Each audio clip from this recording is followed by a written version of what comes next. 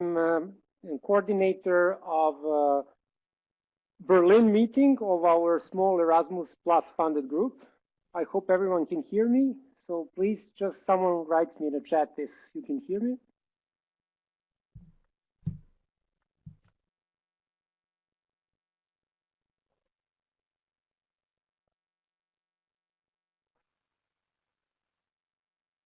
Okay, perfect. It seems I can be heard, so I can go on. Yeah, we would like to thank you all for participating, especially our great three guest speakers, but all of you that have joined our webinar. I hope all of you have a good connection. And if you have any questions regarding technical sides, please feel free to write in a private chat to Maya, which has been so kind to volunteer to help us with any technical issues. So I will just give you a few words about our project. We are 8 organizations from 6 different European countries dealing with SDGs. And this week, we've spent already 4 days in Berlin dealing with SDG 11, actually understanding and discussing how to make cities better, how to make cities more sustainable. We have honor and privilege to have 3 great guest speakers.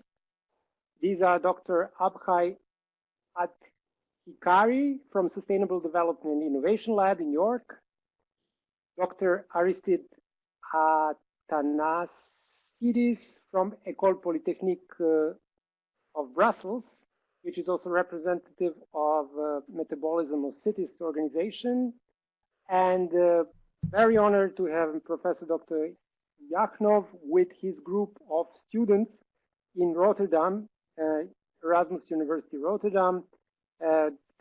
Professor Yachnov is head of urban strategies and planning. I'm quite sure that they will all pronounce their names much better than I did, and we can start. Yes, thank you. That was a really good pronunciation of my name. Boris, when you were speaking, you were breaking in and out. If that's happening to everyone else, if that's happening with my voice as well, if I'm coming in and out, just let me know, and we'll see if we can fix it. I might just talk slower. So I'll give you a quick introduction to myself. I've been leading the Urban Sustainable Development Lab in the UK for the past 3 years. It's a project that grew out of a commission that we were given by Leeds City Council. So Leeds is the second largest local authority in the UK, and they wanted to start a smart city lab. And we were very lucky that they accepted our mission, which was to focus on complex issues and to focus on vulnerable communities first. So a lot of what I want to share today is the applied sense, the applied elements of our project. And your questions about the process or outcomes are very welcome. Let's see, does this work? Yeah. So we've been named as one of UK's 50 most new radical social innovation projects by the Observer and Nesta. That's just something I want to put out there. And the second point is we also work as a collective. So I deliberately set up the lab in a way that it has the capacity to attract radical thinkers, people who are willing to experiment and try new ideas out. And I'm very proud of the fact that our team has gone and worked on great projects all over the world. And now they're dedicating their time and energy to focus on solving complex issues in the city of Leeds. So I'm going to cover 3 things today. First is I'm just going to do a little bit of buzzword busting. So we come from an applied space, which means we also work a lot with technology. And there's a lot of jargon that floats around. And what we didn't want to do is just add more to the jargon. We wanted to unpack, especially this idea, what does innovation mean when you're talking about smart cities, inclusive, citizen-led approaches. I'll explain that. Then I'll explain the 6-month pathway, the process that we use. How does that create value? I'll try and give you some concrete examples. And like I said, you're very welcome to ask me questions. I'm happy to clarify any aspects of our process as well. So what does innovation look like? When you are talking about, well, when you're talking about innovation, when you're talking about smart cities, unfortunately, innovation is often framed as an IT problem. It's about data, or it's about dashboards, it's about mesh networks, and that's something we did not want. Although we are a multidisciplinary team of experts and we work with some fantastic technologists, we didn't want to define innovation in a sustainable development context as an IT problem. We wanted to focus more on individuals and behavior change. So we set up 3 criteria for what does innovation look like. I'm just going to pause here. I'm just checking the messages every now and then. So the first criteria is that for us, in a city context, innovation meant working at a much faster pace than we normally do. What we noticed was when it comes to complex problems, people are setting up fantastic projects, but unfortunately, the nature of the projects is such that the results won't really be realized in the next 5 or 10 years, by which time the scenario would have changed again. To give you a quick example, we did a lot of work under the World Health Organization's age-friendly agenda. And we saw a lot of projects that were so long-term, but the thing is, the cities are struggling right now. They needed solutions right now. So that's how we framed innovation. Can we work at a much faster pace? The second point around the way we framed innovation was that we are at a point where you have technology that can quantify pretty much any aspect of your life. There's a wearable for pretty much everything. And when I was working with the local authority in the early days, there was a temptation to create an Uber for this or an Uber for that. By Uber, I mean the car sharing service. And that's something we did not want to do. So for us, innovation was also understanding how do we get local authorities, city governments, and technologists to work with a sense of empathy. So we're not just strapping on devices to people because we can. How do we create solutions that enable people to take charge of their lives? So again, it goes back to that point of behavior change. And the third thing that was really important to us in our innovation cycle was also this sense of community.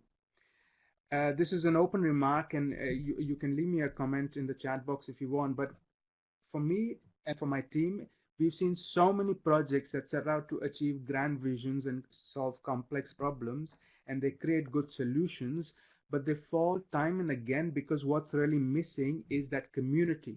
Whether it's a group of residents or it's a group of employees in a large organization, there's very little ownership of the solution that has been developed. So we wanted to consistently keep finding a community between the idea and the solution we are creating. So it was that missing link between policy and which was informing our innovation and the technology output. So that's how we framed innovation at the outset. And we were, I guess, taken as, we were considered to be slightly awkward outsiders because no one was really talking about things like urgency, empathy, and community. They were all talking about dashboards and systems and complex theories. But the thing is, if you frame a problem in such a way, that's fine, but then you also have to produce results really fast. So how does this work in practice for our lab? I'm going to share this process diagram with you, and I'm going to briefly explain it. I won't take too much of your time, but if you have any questions about it, that'll be great. So if you follow a 6-month innovation pathway, which is guided by principles that I just described. Now, the way this pathway starts is, we are a multidisciplinary group ourselves, so we invite anyone to give us a complex problem to solve. We don't do any censorship at that stage. The idea can be as difficult, as big as the team wants it to be. Once they do give us the idea, we spend the first 3 months building ownership of that idea within the organization. So what that means in practice is, yes, we want to solve this problem, and we are literally invested in helping you doing so. So when we were asked by the climate change team to look at energy consumption of the city, we recruited staff across the department who would work with us to give their tacit knowledge, which will help us come up with a unique solution. We also then go and recruit participants who will also give their insight into helping us solve this problem. Then what we did was, by the 3rd month, we repurposed hackathons. I'm sure you've heard of these. I'm not a big fan of hackathons because I think they can be spectacle events that lead to the creation of beautiful things, but nobody knows what to do with that output. So we spend a lot of time looking at how a hackathon is organized, and we repurpose that to create this one development day where our staff and our participants and our technologists come together. They spend half of the day trying to identify the smallest possible step you can take to start solving that problem, which is very important for us. So like I said, you can come to us with any problem, any scale. We're not going to censor that. But what we're really interested in finding out is the smallest possible step that you can take, which I also call the nudge unit. So in this one-day event, we create 4 solutions. By this time, the team that's given us the problem to solve is completely invested in it. So a week after this one-day development day, one of the 4 ideas is chosen to be developed into an early stage prototype. Then that goes through a period of usability testing, and then we have the proof of concept. So that in a nutshell is how we take our ideas of urgency, empathy, and community and turn that into a tangible process that allows us to solve problems. The other thing to keep in mind with this lab is because we're focusing on behavior change, our solution doesn't, after 6 months, you don't always get a technology artifact. People just might learn to commission better, they might get better insight, or you might get a technology artifact that you can test in a community pilot.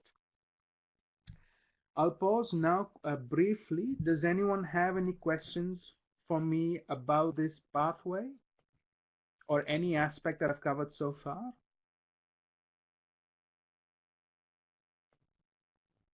Okay, so we will move on. I don't see anything in my chat box. So the other point here as well is going back to inclusivity.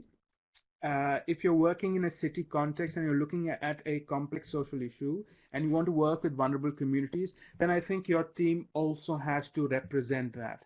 So I started by talking about the credentials of my team, that they worked on great projects all over the world, but we also look and sound like a very mixed group of people, which I think is very important if you're going to work in a city context.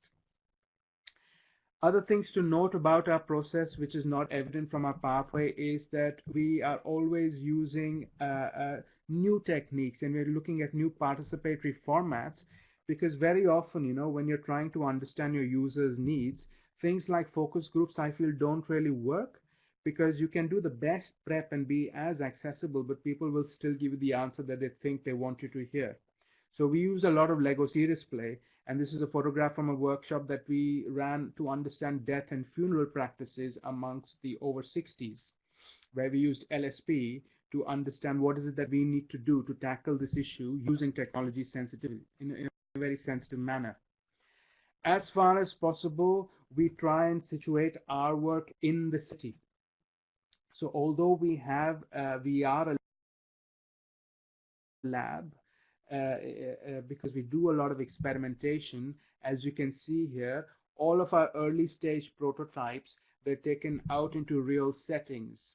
The first 2 photographs that you see in this frame are when we were testing hyperlocal mesh networks to address social isolation in sheltered care homes. The minute our first prototype was ready, we took it to a care home, and you see a 92-year-old lady who was playing with that technology and giving us further use cases of how it should be deployed. So that's a little bit of about our values, our process, and some sort of photographs to show you how it works in a city context. But at the end of the day, you can be as idealistic as you want, and you can say we wanted to look at social problems and we want to look at vulnerable communities, but how does this create value for the city? And that's something that we spend a lot of time understanding, because value means many things for many people. Very often, for a solution to be absorbed and for that behavior change to occur, people want to understand what is the financial value of the innovation that you've created. That's best illustrated by one of our long-term projects that's now been running for 2.5 years, that emerged from our innovation lab.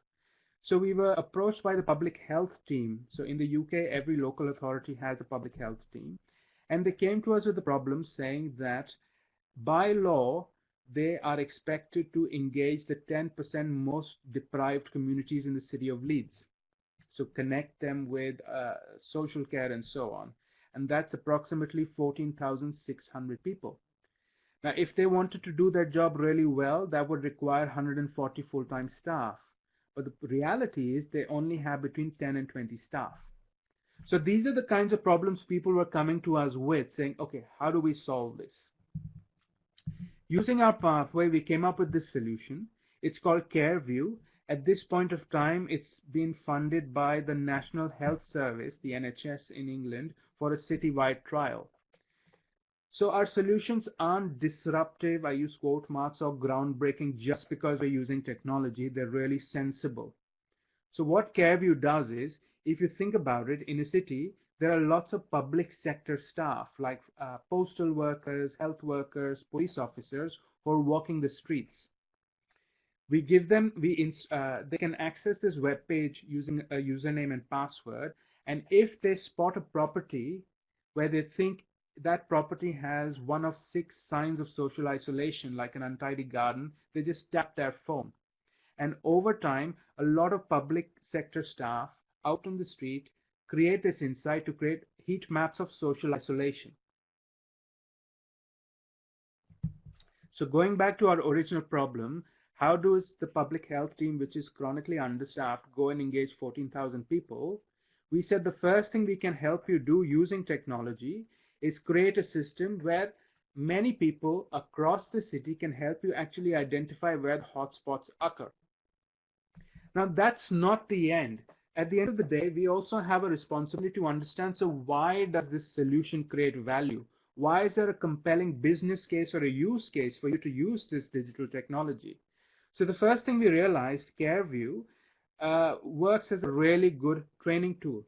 So the public health team, which only has 10 or 20 staff members, they were already reaching out to other personnel in other departments saying, can you please help us gather insight?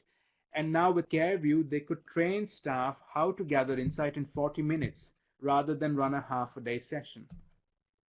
The second thing was, now you have many more people who are simultaneously working to find social isolation hotspots.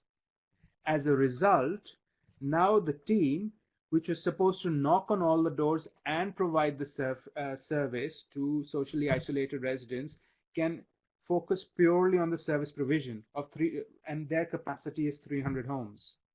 And the financial value of that is £750,000.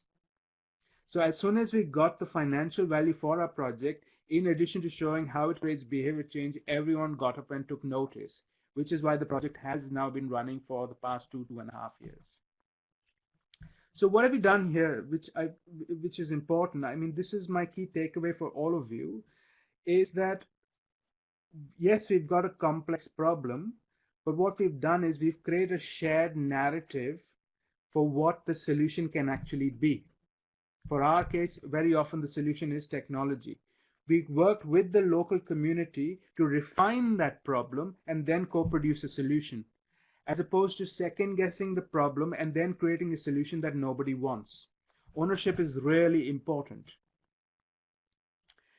And the other lessons that we've learned is that if someone comes to you with a complex problem, it's very easy to fall back into a way of, there's always a pressure that is communicated to you that, look, this is how things are always done. Let's continue to do that. But one of my provocations to you is it's so important to build in a period of discovery. Even if the value of spending that time is not explicit right away, it's good to understand all the tacit knowledge that all your colleagues have. Understand user needs. And when you are trying to introduce a new way of working, really focus on the competencies that both your end users, the service providers and the service users have. Do you need to upskill people for maximum impact? So that was the most mature case study. We've also looked at a range of issues from climate change and energy consumption to domestic violence and waste management. And I'll end with 2 very brief examples to make it a bit more real. So the first example is for waste management, when the city council wanted to increase recycling rates. Now, they came up with a fairly sophisticated system that required the end user, in this case the resident, to perform a series of complex tasks to put their waste out. When we went through our 6-month innovation pathway, what we realized is all people want is to understand which bin to put out on the right day, and that's what our system does, and it now has 23,000 users. I've got a chat message. Okay. And that's helping the council save £100,000 because they're now going paperless, because the digital solution we've created is fairly powerful. And one last example, which I think is again a really powerful way of looking at using technology for behavior change.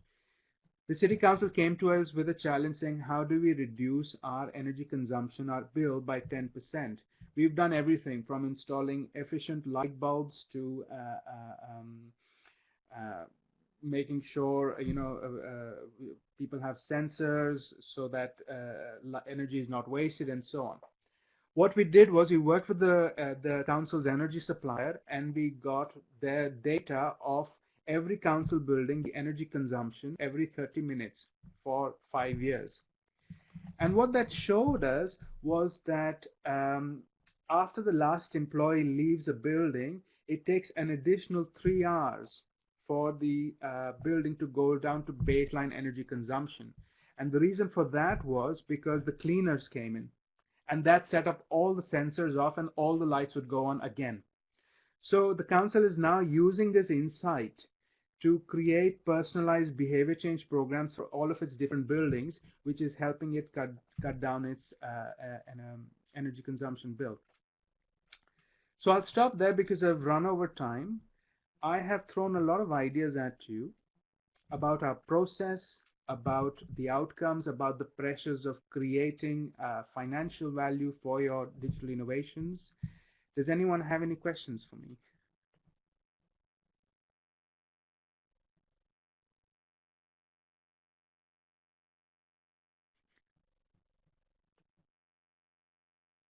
So I've got one from your practice. What are the best tools to understand user needs? That's a good question. So, like I said earlier on, we always look at playful participatory formats. If I go to my first slide, hold on, let me see, how do I do this? Just bear with me. Okay, I can't get to it, but we're always looking at playful formats, which like Lego Serious Play, because we want people to feel relaxed and the ability to open up. That's one thing. And the second thing to understand user needs, I'm giving you a very roundabout answer, is that we also try and run whatever our participatory workshops are in unusual spaces. So what is really important for me is you can't understand one user's needs in isolation, you know. So if I'm working with the city council, I'll have a chief officer, I'll have an elderly resident, I'll have a service provider. So what I'll tend to do is I'll go and book a unusual space in the city where everyone feels at ease and there's a level playing field, so everyone opens up. It's a very roundabout answer, but I hope that answers your question. Does it?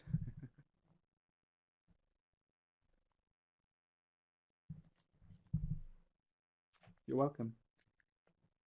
Boris, do we have time for one? I'm happy to answer more questions if we have time for 1 or 2 more questions. Yeah, okay, great.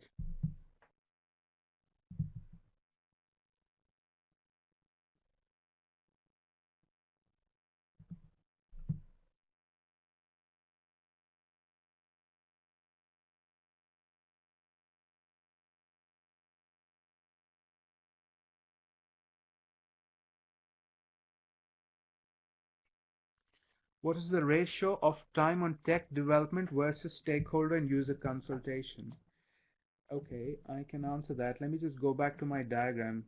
Sorry, I'm just getting used to this interface. Yeah. So if you look at the pathway, Wayne, the first 3 months is dedicated to stakeholder/user consultation. So we have 2 kinds of stakeholders here, like I said. One is the local authority, because we want them to absorb the solution because they are the service providers. So we spend a lot of time understanding their tacit knowledge of how they get things done. The other stakeholder is the end user, the participant, and what is it that they actually need. So half of our pathway is dedicated to that. The technology, the pure technology development happens in month 3 and 4, and then 5 and 6 is minor tweaks as we continue to develop the system.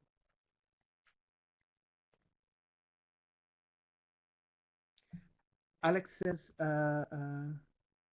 is smart, okay, I've got a lot of questions from Alex. Oh, from students, okay. If smart is not necessarily digital, can the solutions also be social? Smart is not digital. Yeah, so smart is definitely not digital only. It's something, yeah.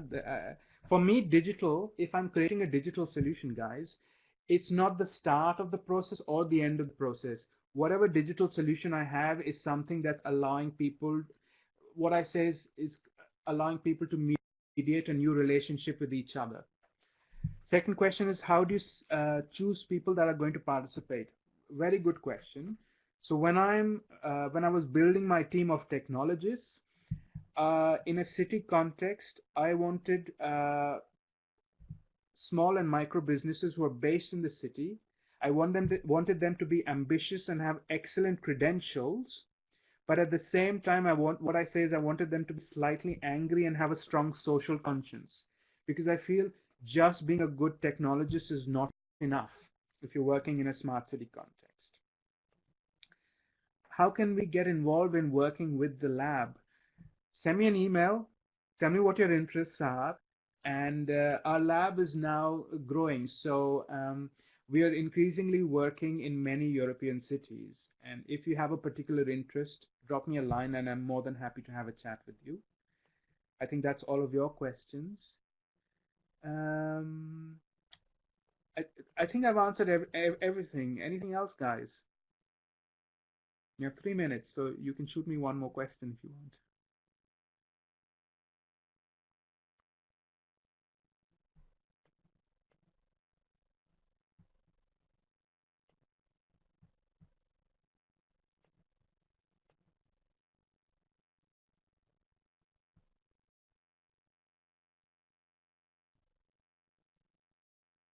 Great, so I'm going to sign off now. Thank you everyone for having me. I'm going to, let me just figure this out.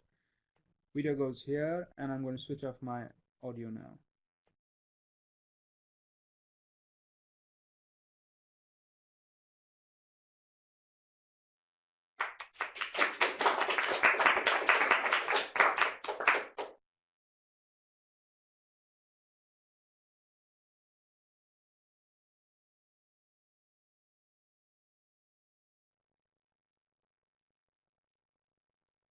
Okay, so I don't know if everyone can hear me.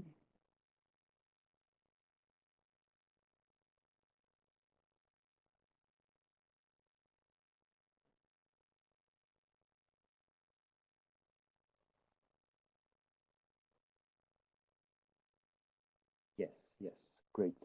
Let me just see how can I put the slides as full screen. Feed page.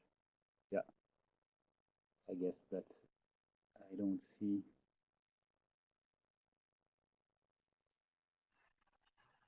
Hi Aristide, unfortunately they can't go on the full screen because PDF is rendering this way. So if you go to 100%, you will need to scroll a bit left and right. So if it's okay, leave it this way, please. Okay, I'll leave the slides as they are. There's an issue with the rendering, from what I understood, of the PDFs into this communication. So if everybody seems to hear me, I'll start. Hi everyone, my name is Aristide Athanasiadis. I'm a researcher at ULB, Université Libre de Bruxelles in Brussels. and also co-founder of Metabolism of Cities. So I'll try to present here today some good practices around SDG 11 and more particularly on the environmental side of it, using two concepts, urban metabolism and circular economy, and then try to answer the question, what are the links between urban metabolism, circular economy, and SDG 11? So I'll try to answer this question with the two hats. The first one, which is me being a chair of circular economy and urban metabolism in Brussels, and the second one being a researcher in metabolism of cities as well. So let me start with urban metabolism and what is urban metabolism. Well, this phenomenon or concept is used to compare cities with living organisms. So as living organisms, cities consume materials, energy, different types of resources that flow within their city, and then process them inside in order to create either consumption goods or sometimes waste. So let's take the example here of Brussels. When you do an urban metabolism study, or when you study the metabolism of a city, what you do is that you draw a line all around the boundaries of your city and then put meters all around it in order to understand what flows in and what flows out. When you do so, it's actually an environmental monitoring tool in order to understand what drives consumption and therefore how to reduce it. So that might be a bit abstract or theoretical. Let me just give you the example of the urban metabolism of Brussels. So what you get at the end is a bunch of numbers, so tables with numbers of flows that enter and exit your city. You can see, for instance, that Brussels in 2010 consumed around 25,000 gigawatt hours, or around 250,000 million cubic meters of water. Now, you might say, okay, so what? What's interesting when you make a study of an urban metabolism is that you can figure out some very particular characteristics of our economies. For instance, what you can see here is the flows in blue or in green. You see that water flows in and almost the same amount flows out. The same with materials. What it means is that our economy is very much linear. So we just extract resources, use them, and then dump them as waste. There is no retention of value within the system of Brussels. Because, of course, Brussels, as many other European or international cities, do not have any extraction activities on their territory. They have very little manufacturing activities, so all of these flows are just coming, are just then consumed within the territory and then leave as waste. The same thing you can see with materials here. And I mentioned linear, and then the other adjective is open. So let's say that Brussels is a node within a global network of production and consumption, and it requires so much materials to be mobilized across the planet in order to satisfy our consumption needs. For instance, if you take a cell phone, you might say that it's 200 grams imported, but in reality, you need so many more materials, which are, let's say, when you extract the precious minerals, there are so many other materials that also are extracted and are discarded directly. You can also think about all of the materials needed during the transportation phase, etc. So when we look at cities and we understand that they are very, very linear, we start thinking that, okay, is there a way to reduce the environmental impact of cities, and if so, how? Perhaps the most obvious answer would be to make a more circular metabolism. So instead of having something Linear, as we saw before, is that in some way we reuse the flows that exit as flows that enter. Therefore, you reduce both your, your virgin or raw materials and you reduce your production of waste. Now, of course, circular metabolism might seem quite abstract again. There is another concept that has emerged lately and is very in vogue, is the one of circular economy. And circular economy is actually a circular metabolism, but it is really focusing on economic activities.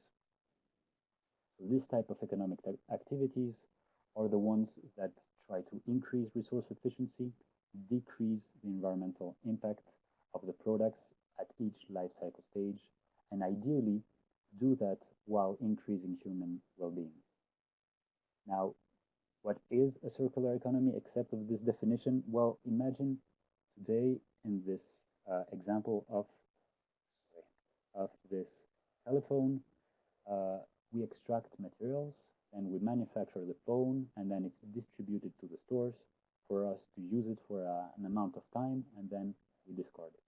Well, in a circular economy, the disposal phase does not exist anymore. It's an economy without waste anymore. Waste is just another resource.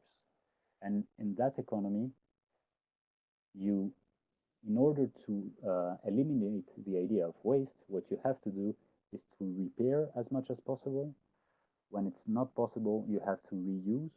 So instead of having this phone and repair it, and I use it again, someone else reuses it because it has been reconditioned. You can also remanufacture it, so meaning taking out all of the elements that don't function and then put elements that function inside of it, and perhaps make another product with these components. And the last option is, of course, recycling. So the more close the loop is, the better it is to retain the economic and technical value.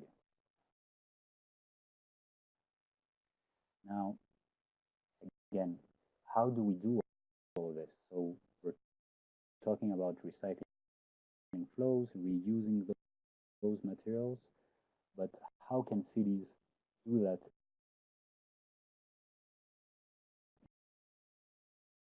into a very large scale? In the case of Brussels, we have adopted in 2016 Brussels economy, a Brussels circular economy plan or program, and this plan is actually done by, so it is held and it was implemented by three ministries: the Ministry of Economy, the Ministry of Environment, and the Ministry of Waste Collection and Treatment. And altogether, they have defined 4 strategic themes to address and to propose circular economy actions. These themes are transversal, sectoral, territorial, and governance. So I won't go into many details. Let's just say the sectors are construction, resource and waste, logistics, retail, and food. So food was added at the very end. That's why it's 5 sectors and not 4. And altogether, what they did is to propose 111 actions. These actions are very diverse. It can be proposed training for people to know what are the circular economy skills. It can be small studies to know what is the potential of a specific flow. It can be multi-stakeholder platforms where people discuss about their issues and how to maximize the reuse of a flow. So they can be a number of measures. One of them is also what is funding me as a chair. They fund us as a university to be the academic support of this whole regional plan. So we try to link, let's say, the academic research on one hand with public administration challenges on the other, and the challenges that actors, associations, entrepreneurs are facing every day. So we're trying to put together all of the knowledge that each of these stakeholders have and share and share their desires, wants, needs, fears in order to have, let's say, a more inclusive circular economy. I've talked about urban metabolism, I've talked about circular economy and how it's applied in Brussels, but then you might ask, how does all this links with SDG 11, the purpose of the seminar today? So SDG 11 is, let's say, one of the SDGs, and is more particularly focusing on cities and how to make them more inclusive, safe, resilient, and sustainable. I would, let's say, focus more on the latter one, the latter adjective, so sustainable, and more from an environmental perspective, both economic and environmental perspective, let's say. And within the SDGs, you have some indicators. Within the SDG 11, you have the indicator 11.6, which is reduce the environmental impact of cities. So you probably understand by now that by making an economy and a metabolism more circular, you can reduce the environmental impact of cities as well. By reusing waste flows that exit a city as new materials, then you diminish on both sides the environmental impact of a city. Now, this is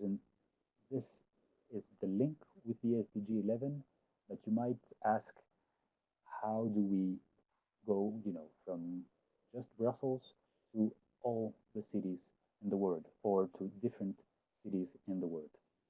Well, I will mention here a couple of ways that we could scale up from one city to a number of cities to apply this type of thinking, let's say the urban metabolism thinking, the systems approach thinking for cities. One of the ways to do so, of course, is by better understanding the processes and by providing knowledge and learning this to as many stakeholders as possible.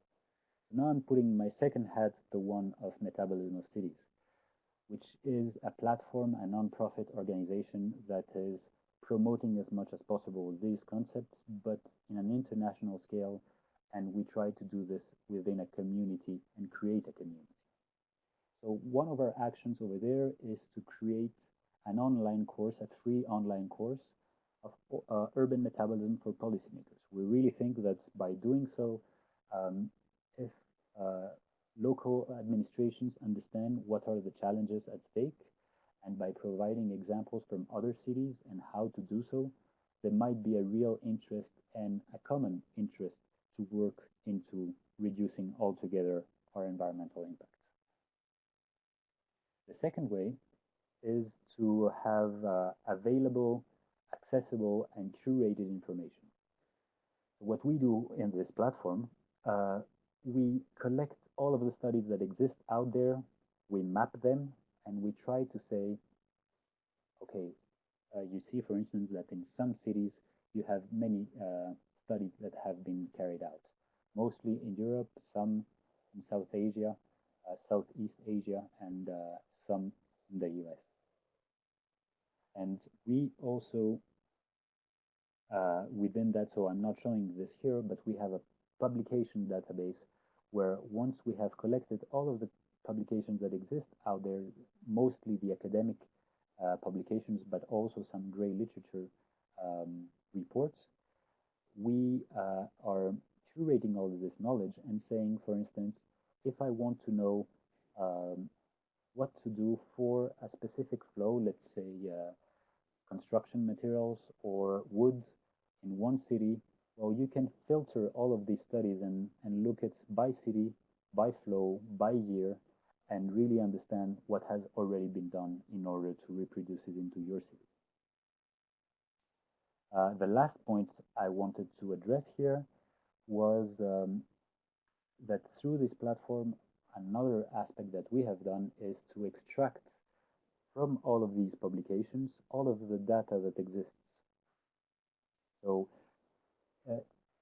academic publications are usually very difficult to either read because there is academic jargon, or to access because they are behind paywalls, or you need to read it through to just get one number that you originally wanted to know. Well, what we have done is going through all of the different papers, extracting all of the numbers and include them in a global urban metabolism database, which is again free and open access. And there you can download all of the data that you have. So we have, for instance, right now around 100 cities over there, and you can download all the data easily and try to make comparisons between cities to understand if you can learn from other cities through their data, through their publications, and how can we transform our existing policies, which sometimes are through common knowledge or from other policies, to more evidence-based policies. So if you have the numbers and if you have the data, then you can figure out uh, in the best way what are the drivers in order to decrease some of our environmental stresses. So these are, let's say, the three ways I had in mind that we could scale up SDG 11 thanks to the urban metabolism and the circular economy concepts or framework. I'll stop here because I think that's almost the time I had to speak, and because I'd like to have your inputs, and please, if you have any questions, feel free to ask them.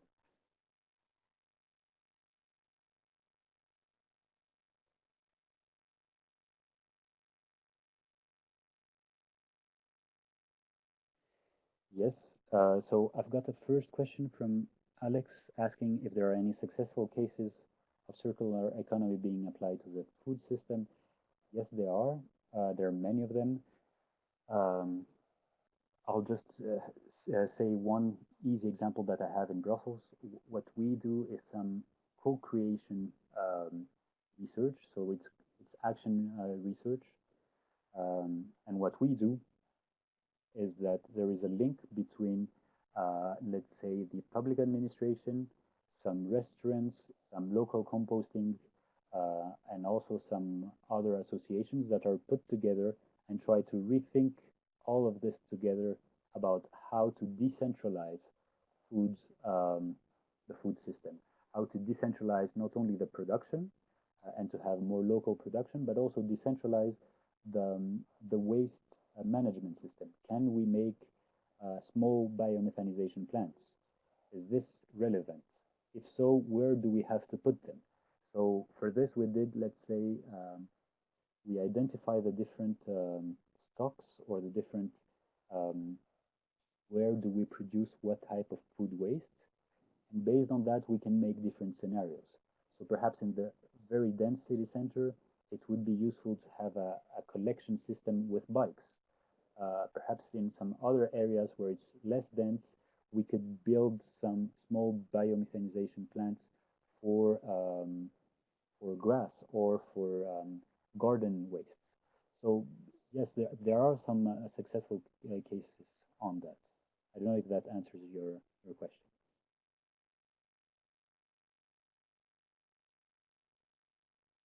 Great, thanks. Any other question?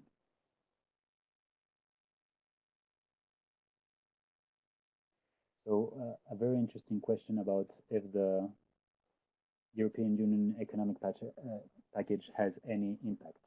If so, how? That's an interesting and tricky question. Let's say that right now there's one publication and one report that are saying that the global economy is about between 6 to 9% circular. So we're not really there yet. In Europe, we say that we're around 12% circular at that stage. However, by Europe being proactive and setting some goals, then it might become, there will be most certainly some policies that will be applied at the national scale and then at the city scale. Now, will that have an impact? Most probably, it will take some time.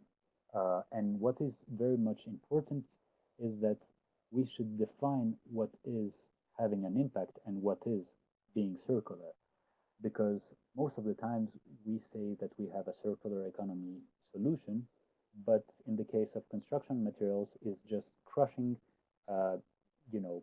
a building and putting them under roads. This is what we call downcycling. We lose much of the technical and the economical value of your material. So for me, that's not becoming more circular. Even if in the statistics it would show that we become more circular, then it's not really true. So I hope this answered your question, and I see that after this question, we will move to the next speaker. So I don't know if that's the last one or we're waiting for a last one.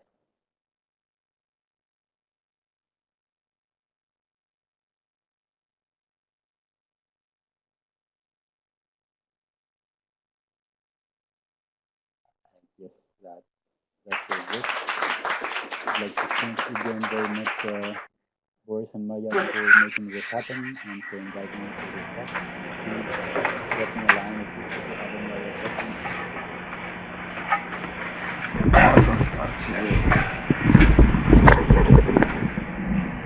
No, don't go. Okay, hello Berlin. This is Alex Jachno. I'm standing in front of our this year's Urban Strategies and Planning course. Hello. They've been all attentively following you, and as I understand, the time is up, so I don't know really what to do. Maybe you can advise me. Now they're waiting. You see that. Okay, I would suggest I can go now, Maya is saying. You can go now. I would suggest the following. We maybe should focus on a discussion. I would have liked to talk a bit about the SDGs and their relevance. I think 3 points have been already made. One is actually that the SDGs are very close to be achieved by 2030, which is highly ambitious, to not say quite impossible, especially if you look into all of the SDG 11 attributes, which is inclusive, safe, resilient, and sustainable.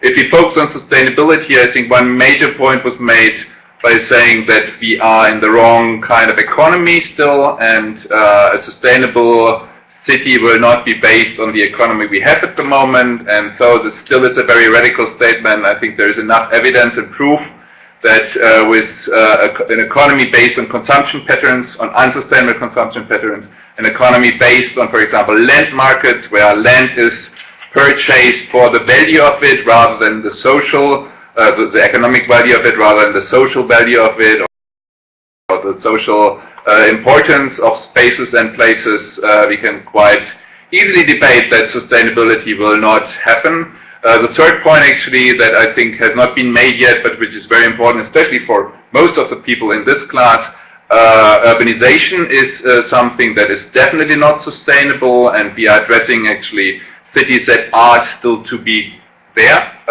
We have a number of cities that will double in size in these next 12 years. There will be an urban population about 9 billion people in 2030. 6 billion people and 9 billion people on the planet. So we are discussing about a phenomenon that is not even yet there, a dynamic that will definitely compromise all efforts to reach sustainability. But I don't want to sound too negative, which I'm right now doing, so I'd like to maybe offer a few minutes of discussion. Maybe the Berlin group and the Rotterdam group would like to discuss. Just to introduce the students, this is a class of IHS, and we are doing a speed urban lab, so to say. We have 10 weeks instead of 6 months. I very much appreciate our schedule. We do actually the same, but within a time frame of 10 weeks. And if you look into the tired faces of the students, you know where we end. But they are doing a great job, and we are actually now preparing for the stakeholder consultation. That is like the 2 bullets you had in the middle, I understood. So we have identified in Rotterdam the issue of food in the city. How does Rotterdam develop into a more sustainable city than it is now, by looking into food and sustainability of food, and the possibility of circular economies, local productions, etc. and they will consult with stakeholders in the next week. And yeah, I'd like to hand it over. Maybe also questions from your side. I have to switch off and on the microphone, because if not, we will have.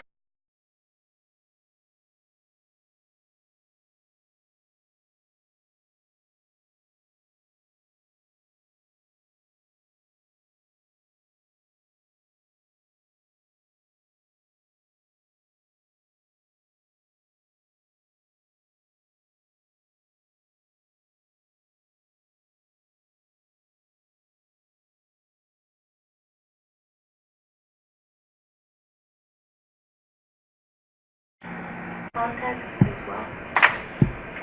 What would you like? I think it's best if you can come here and talk. Oh, I just wanted to know more about what they're doing. Please.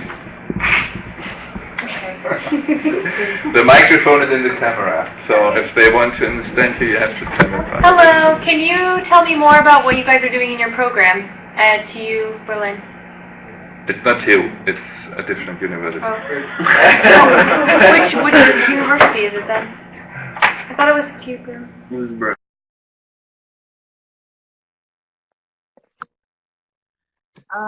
We're basically a generation of people who would like to find out from you guys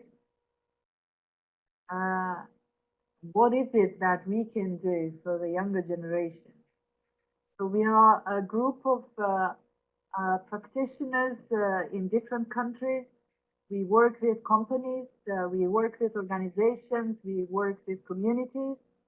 And what we're doing here in Berlin, we're looking at best practices and how we could integrate those by using SDG as a framework.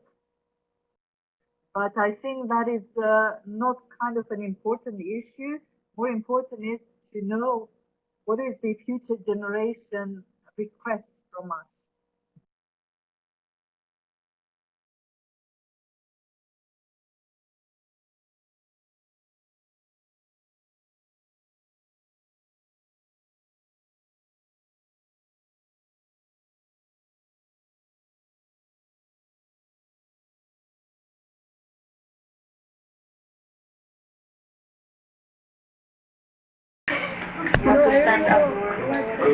Say it loud and look this way.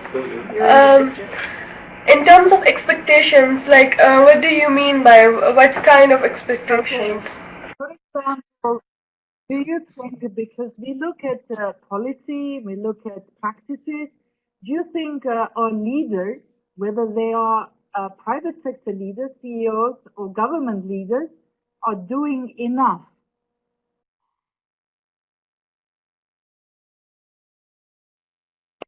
to change the things, the way we are heading towards?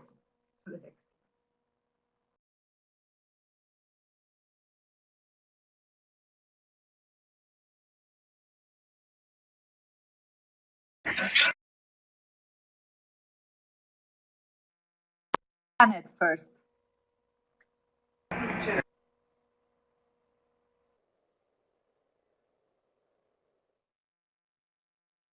We would like to know what should we do for the planet?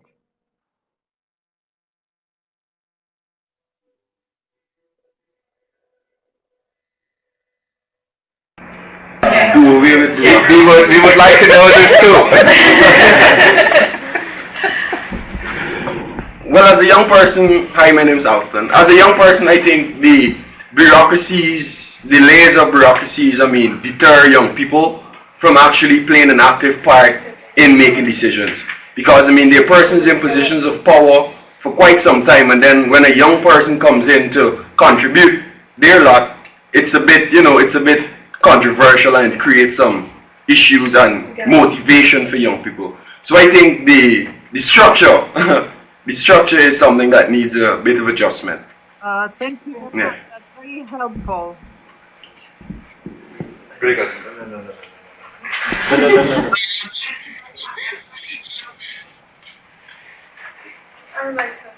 Yes, ask a question.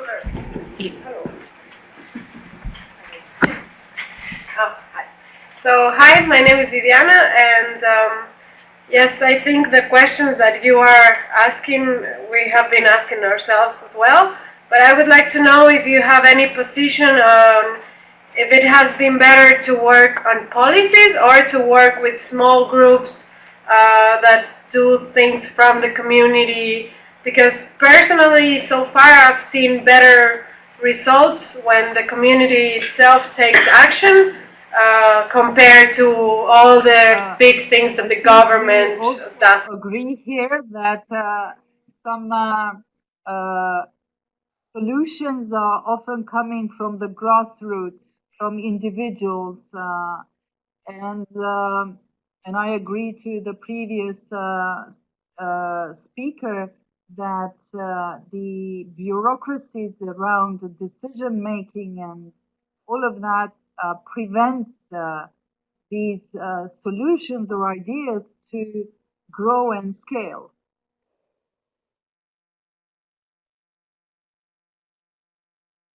Boris, one more point. We had a very good presentation yesterday, actually, a workshop.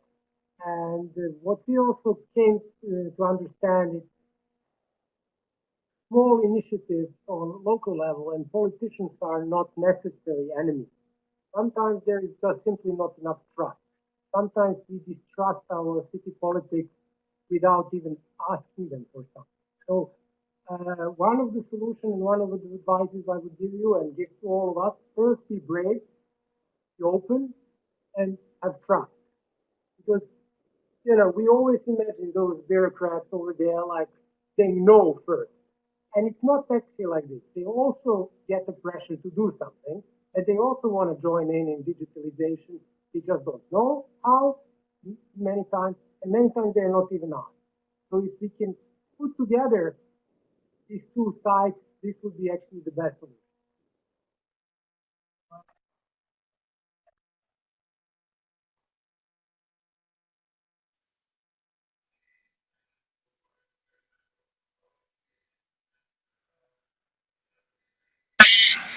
I would support this very much, also from our experience, that it doesn't matter actually if it is a government or the public sector or elected leaders or it is a self-sustained organization, a self-help organization. The main problem actually is with the people's mindsets. That's my understanding. And this is something that can only be changed in the young generation. To which we both belong, right? So we are very optimistic, for example, regarding scenarios where education is freely available, where people are encouraged to think critically, where things can be discussed rather than authoritarian systems that also can be authoritarian by, for example, big companies, as it is happening a lot in the Netherlands. It's a very neoliberal thinking, very pro-consumist and very anti-alternative, so which has changed a lot because it was different. The image of the Netherlands still is to be very libertarian and liberal, but de facto it is a city still in Rotterdam that more deals with gentrification and with possibilities to establish wealth rather than establish a good integrated community. But I think even these issues are changing, and actually elections will be in March, so we will see what will happen there. But I don't want to go into politics now. I was going into politics with Mario on the bike. Okay, thank you very much. I think from our side.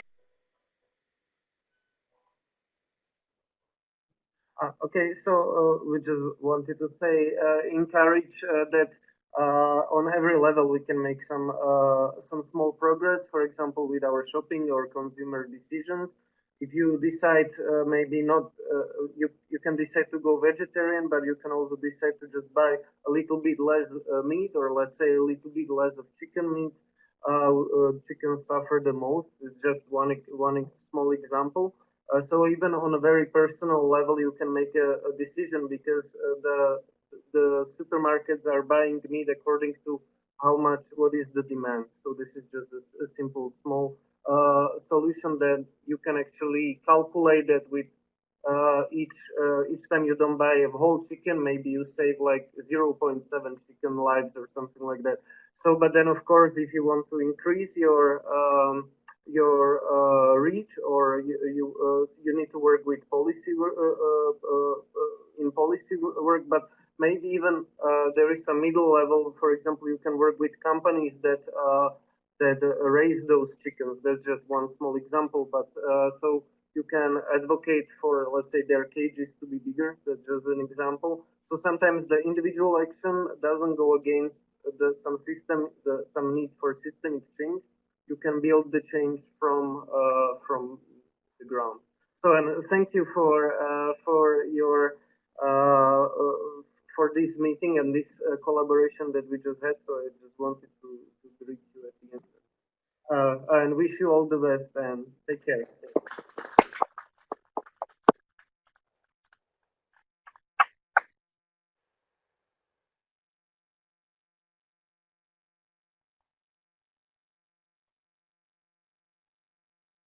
Yeah, thank you everyone, and we will be back in May. So follow us and follow us on different social medias as well.